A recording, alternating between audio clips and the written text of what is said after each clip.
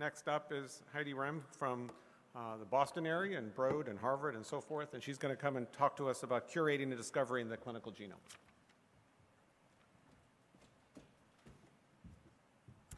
Thank you, Eric. So I decided I would attempt to take a lot of the information that we heard yesterday and assimilate it together in ways that we could highlight how different work streams and driver projects are working together in some aspects of the Global Alliance. So I'm going to attempt to do that. And I just thought I'd start with a high-level look at some of the key needs of the clinical genomics community, which makes up a portion of the Global Alliance. One of those is reliable and curated gene and variant databases, as well as the ability to find similar cases, either the same variant as you're building evidence for a variant you may have found in a patient, or candidate gene and phenotype, how we do in Matchmaker Exchange. These communities also need technical support for sharing data, evidence, and knowledge as they work to come to consensus on variant interpretation. So you've seen this set of driver projects already, but I just wanted to sort of separate them out and give some sense of the different types of driver projects that are operating within the Global Alliance. So I sort of broke them down a bit into those that are mainly generating and sharing large data sets over here on the right, those that are national initiatives, some of them directly integrated into their healthcare systems, and then those that are more focused on curating and organizing knowledge and evidence. And so right now I am going to focus on this left side to think about those driver projects and some of the efforts that we are trying to do to support them. So I've stolen a lot of slides from the various presenters from yesterday to kind of give you a more holistic view of things. So this is a slide from the Beacon project, and just to remind you, the goal of this project is really for people to be able to find the occurrence of a variant in data sets all around the world. It's actually been incredibly successful in allowing identification of variation all around the world, and you can see the numbers of organizations and beacons and hundreds of thousands of individual data that's represented. But as Sushil mentioned yesterday, the vast majority of this data doesn't come with the underlying rich phenotype and other observations associated with that variant. And they are working very hard to develop an infrastructure in conjunction with the Global Alliance to be able to go more deeply into those data by defining whether the user has public access at a public level, a registered level, or a controlled level. And that's where working with the work stream, addressing data use and research IDs becomes very critical to allowing this system to become even more powerful, as you heard earlier today from the speakers. For Matchmaker Exchange, this project has been launched now for a few years. It's been incredibly successful at allowing us to connect patients around the world to solve the sort of rare disease N-of-1 challenges, as Kim Boycott highlighted.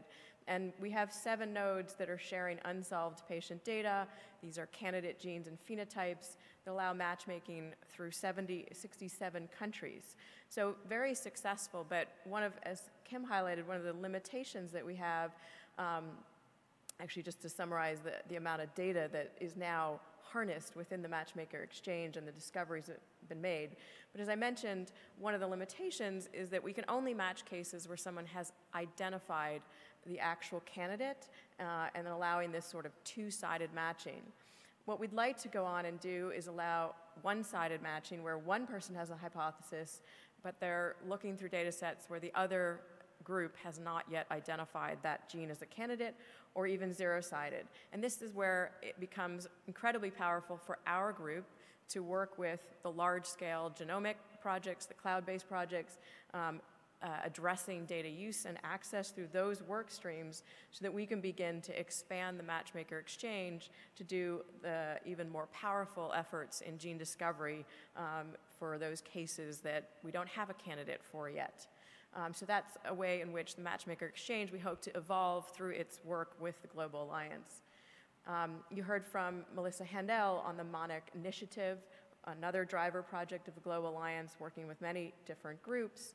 And as you've heard, they have been instrumental in launching the use of the human phenotype ontology into many applications. We've used it in Matchmaker Exchange. It's being used in lots of patient registries and databases. We're using it within our KlingenN patient registry. And in fact, their recent launch of a layperson HPO terminology system has been allowing us to expand our patient registry efforts in KlingenN, and this is the way that Global Alliance as a convening activity brings groups together to share resources that are already in existence, preventing us from having to remake our own systems for patient phenotyping. In addition, the sort of ontology system that's developed within HPO allows for this sort of fuzzy phenotype matching that's critical for us to use in the in the Matchmaker Exchange, so that we can match patients where the two physicians have not identified the phenotype in exactly the same ways, but yet we can still bring those cases together.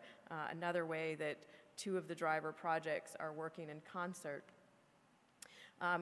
The monarch disease ontology, also called Mondo, is an example of a terminology system through a hierarchy, and KlingenN has been using this disease ontology for our variant and gene curation activities so that we can better standardize how we define the relationship with a gene and a disease, or a variant and a disease. And in fact, we've come together on a project we call lumping and splitting, where we try to define what is the level of the relationship with a gene and a phenotype or a particular disease through that collaboration and the CPO model. So it's another way that these two groups are working together to evolve the standard and share that effort in concert. You heard from Obi Griffith, those of you who were here yesterday, on the efforts around somatic cancer curation, and he outlined the many different groups that are curating variant knowledge in somatic cancer, but have been working in a disconnected way. And when you go into those databases, you can see that there's different nomenclature and ontologies that are being used.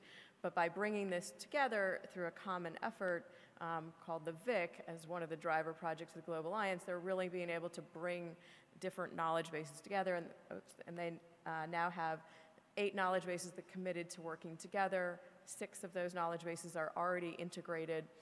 That allows the download of that data, access through a public API, and they are working on submission to ClinVar, again, a cross interaction between the VIC project and the KlingenN driver projects. And this is just an example from Obi's slide showing the different data in each of these databases that is now being brought together to accumulate a much larger data set. And they are normalizing the claims within those databases to a common standard that's consistent with the new AMP guideline that's recently come out. And that's allowing much more interconnectivity of that data through the use of a common standard that we can work to adopt within the Global Alliance to guide groups to do their work in similar ways. And this is just a screenshot of the new VIC interface that they have launched that integrates these 6 sites worth of data so far, and they are continuing on with more collaborations. You heard from Mandy Spurtle around the BRCA Challenge project. This was one of the original demonstration projects of the Global Alliance, and really the goal was to bring a lot of BRCA1 and 2 data together from many, many groups working in this area around the world, and through that sort of set a model for how we can do this across different genes and diseases, bringing in not just variant interpretations, but other evidence in easier to access ways to help support the expert interpretation of that variation. And there's now a BRAC Exchange website that's been launched, and they're soon to launch a web interface where you can, and this is a critical new feature, which is the ability to follow a variant. If you're a patient and you want to be alerted that experts have reclassified that variant, this app is going to allow that, and it will be launched shortly. In KlingenN, this is a project that's primarily been funded through the US, but involves work group members from around the world again, working to curate genes and variants and their relationship, starting with data sharing and then assessing gene disease validity, variant pathogenicity, and actionability, and storing that data in publicly accessible databases. And we have developed a framework and a standard for how we curate gene disease relationships, and all of that information is accessible on the KlingenN website. Also approaches to standardize variant curation, as well as through common standards, through common submission to a centralized database, working with the ClinVar database, and then gathering experts around the world that can share their expertise in different diseases and genes to help curate information that others are less able to bring common knowledge together to curate. And so I wanted to come back to this basic concept that I mentioned yesterday for those of you who are here, and that is the idea of really continuing to endorse the notion of a federated network of data sources and evidence, but thinking about the centralization of knowledge so that we have a single opinion about a variant and can come together in a consensus manner to allow that information to be used in a consistent manner in the care of patients. And I would, put both Matchmaker Exchange and the Beacon project that Elixir is supporting on this side of federated data sources, allowing patient-level data to be matched and discovered, whereas the projects KlingenN, VIC, and BRCA Challenge, really projects that require centralization of information in hopes of coming to consensus on the interpretation of variants and how they should be used in clinical care. So, in this way, we need to support multiple models depending on the use cases that we're working with for that information. So I wanted to now switch over to the work streams that are supporting these different driver projects, and in particular, the ones that are most critical to the 5, I think, driver projects that I mentioned, which includes the discovery work stream, the genomic knowledge standards work stream, and the clinical and phenotype data capture work streams. So I'm just going to show one slide to summarize some of those activities that are going on. This is the clinical and phenotypic data capture work stream chaired by David Hansen and Melissa Handel. And the goal is really to establish standard ontologies and information models to describe clinical phenotypes, including the capture and exchange of information between electronic health systems and research. This working group had its origins in several task teams from our past structure of the Global Alliance, including metadata, phenotype ontologies, and e-health task teams. But going forward, they have defined some subgroups and projects to really focus on clinical data representation and exchange. That includes continuing to support ontology and terminology standards such as those indicated here, and that includes a project that's been underway to better integrate the cancer ontology into the human phenotype ontology so it can be better utilized in somatic cancer, variant curation, and other applications, as well as continuing to support the FHIR interoperability in genomics, and they have a project underway in the family health history, continuing to define better structures for metadata associated with biosamples, continuing to look at machine learning and natural language processing to get clinical data from patient notes out of electronic health records, as well as the Phenopackets exchange model that the Monarch Group has launched. So different efforts that will be areas of focus for this group going forward, which will really be critical to helping support some of the activities and driver projects that I mentioned.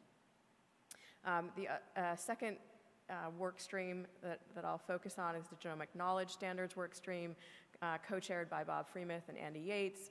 And the goal here is to develop and adopt and adapt standards to exchange genomic knowledge. And the areas of focus really around defining standards to aid in integrating genomic knowledge and translating that knowledge into clinical practice. That involves leveraging existing knowledge repositories, and you saw the example in the VIC where there's lots of existing databases. They're not creating a new one. They're simply bringing all those groups together so that they can harmonize that information. That's the same thing we're doing within the KlingenN project by allowing groups to bring all their data together within ClinVar so we can share and compare that information. But it's critical that we have standards to support that process so everyone's data can be harmonized. This group is working with other standards development organizations like HL7, et cetera, that are harmonizing specifications. And the two major areas that are being focused on is variant representation. David mentioned, that it's not straightforward sometimes to be able to unambiguously define a variant. And there's been a lot of effort in the last few years on this variant modeling collaboration, and we'll continue to build off of that basic framework, addressing both simple and complex variation, ensuring that we can unambiguously define that, and that allows us to assimilate knowledge from the various projects that you saw together into common databases. Also working off the CPO model that Monarch and KlingenN have collaborated around to define the critical fields that we want to exchange related to variant interpretation.